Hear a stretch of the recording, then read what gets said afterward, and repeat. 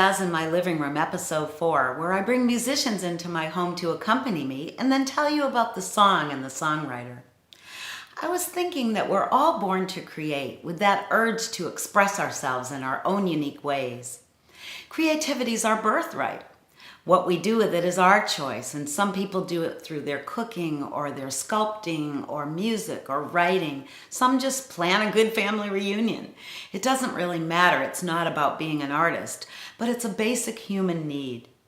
In the words of Antonio Carlos Jobim, one of the most important songwriters of the 20th century, he says, "Creation is an act of love, something that communicates with all of humanity." As an impassioned environmentalist and lover of nature, many of his songs express the beauty of the mountains and the ocean and the animal life all around him. Antonio Carlos Brasileiro de Almeida Jobim, also referred to as Tom for short, was born in 1927 in the Tijuca section of Rio de Janeiro. His family moved to the Ipanema district, where he grew up surrounded by lush forests, which stretched down to the warm waters of the Atlantic. "I believe I learned my songs from the birds of the Brazilian forest," he once said. He inherited verbal skills from his father, a diplomat who wrote poetry and died when Jobim was only 8. It was his stepfather who saw to it that the 12-year-old youngster applied himself to music. Jobim became proficient on the piano and also on the guitar and the harmonica. Jobim grew up listening to samba, which was a style of music originating in the Afro-Brazilian shanty towns of Rio and other cities. Later, he would come under the influence of the French Impressionists, Debussy and Ravel, as well as the cool jazz of American artists like Miles Davis and Gil Evans. And all of these influences would come together in Jobim's own compositions. He originally planned to study architecture, but he quit after 1 year and began working as a nightclub pianist in small clubs known as inferninhos, or infernos, around Rio. By the early 1950s, his ability to write out popular melodies by ear earned him work as a copyist for radio and recording studios, and he also served as a pianist on numerous recordings. In 1949, he married his first wife, Teresa Hermani. They raised a son, Paulo, who's also an accomplished musician, and a daughter, Elizabeth. Bossa Nova, or New Beat, was the new wave in Brazilian music. Derived from the samba, it had a cooler, more sophisticated sound, while still relying on the carnival-esque rhythms of its predecessor. Bossa Nova songs were characterized by their softness. The lyrics were simple, poetic, heartfelt, expressing a love for beautiful women, sun, and sea. Now, while Jobim wasn't the originator of this new sound, he actually credited João Gilberto with that distinction.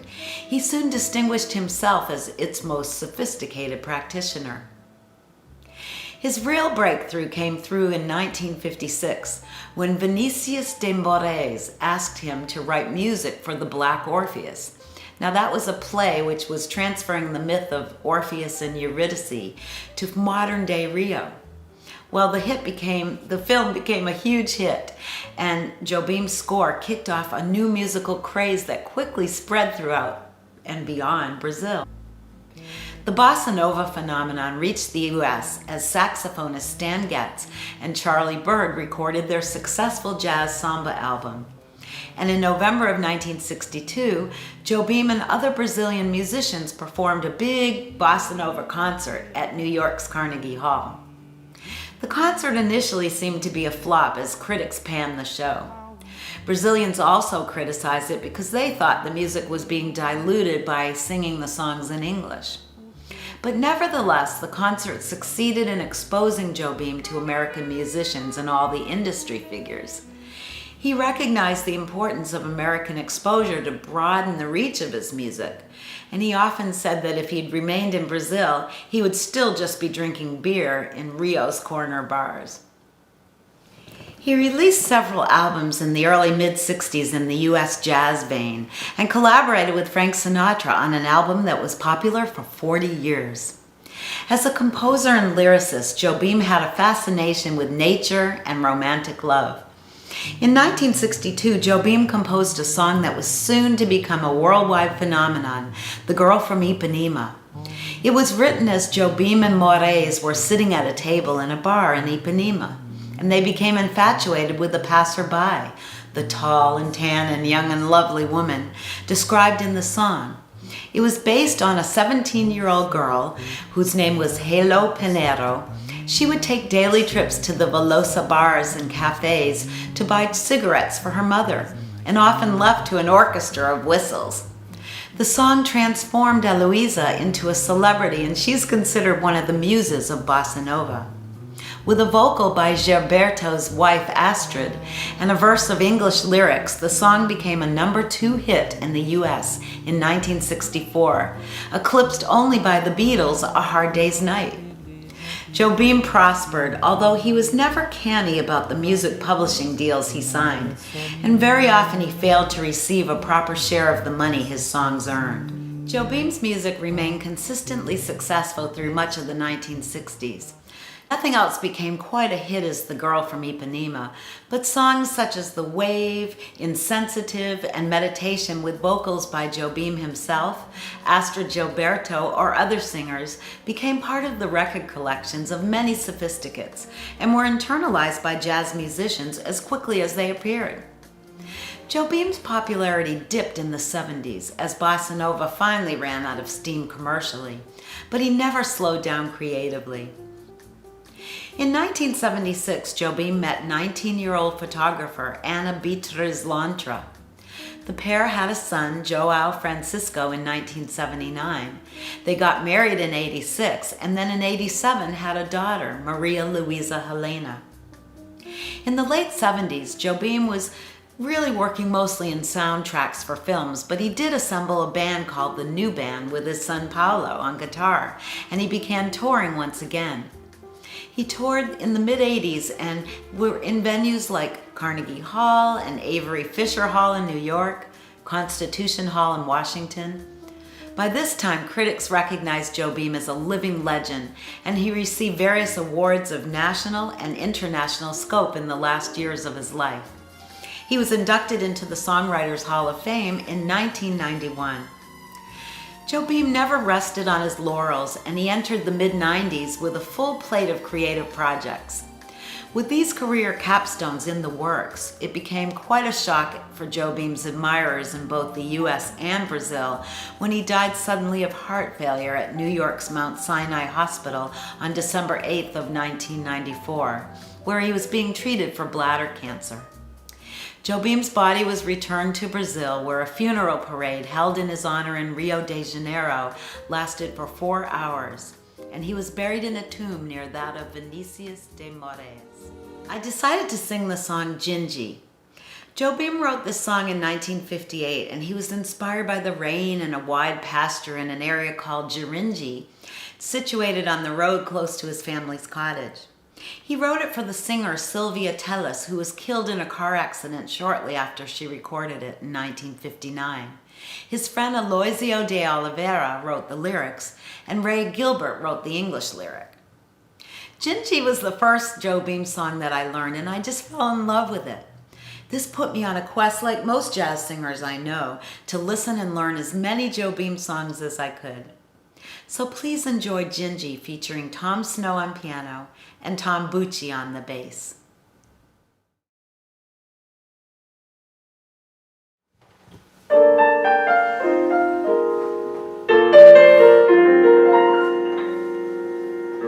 Sky, so vast is the sky, with faraway clouds just wandering by. Where do they go? Oh, I don't know. I don't know. Wind that speaks to the leaves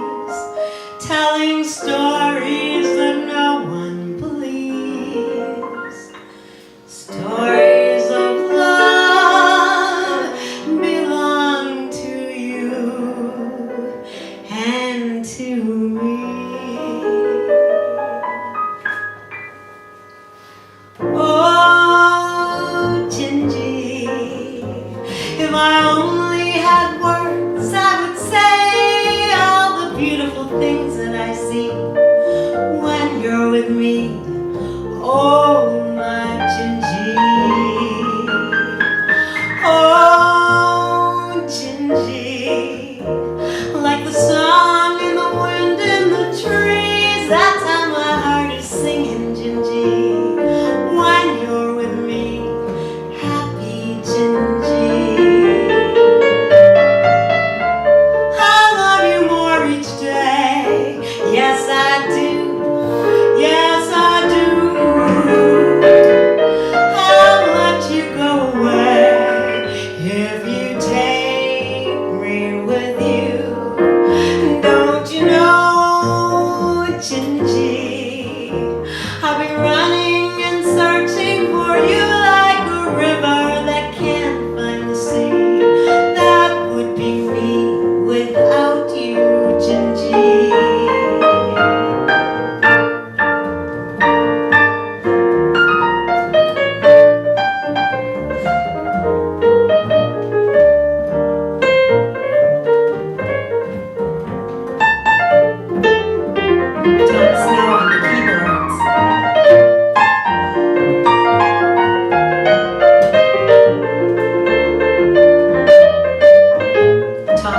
On the bass.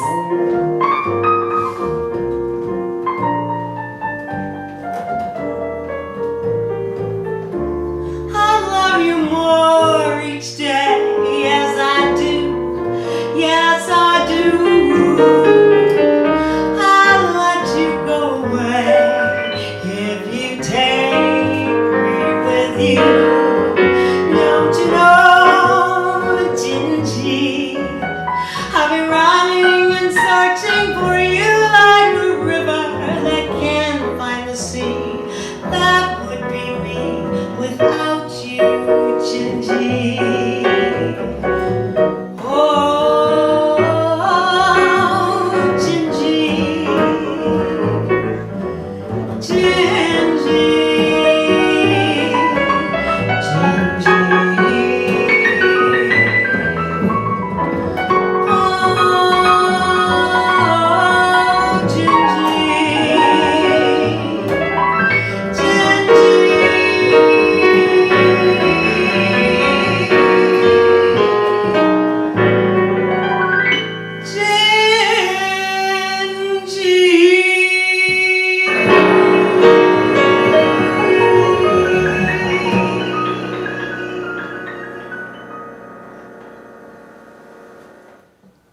Thank you so much for tuning in to Jazz in My Living Room.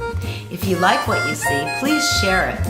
And join me the next time. See you soon. Better than cream cheese and bagels, better than honey on bread, better than champagne and pretzels, better than breakfast in bed, better than chili rellenos, better than chocolate eclairs, better than hothouse tomatoes, better than fresh Bartlett pears, better than dining a la carte or sampling gastronomic art, better than anything except being